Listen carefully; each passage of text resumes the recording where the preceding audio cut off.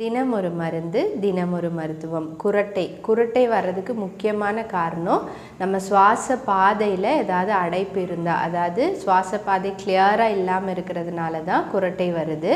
இதற்கு நைட்டு தூங்க போகிறதுக்கு முன்னாடி நல்லா கொதிக்கிற தண்ணியில் கொஞ்சம் கல்லுப்பும் மஞ்சத்தூளும் போட்டு ஆவி பிடிச்சிங்க அப்படின்னா குரட்டை சரியாகும்.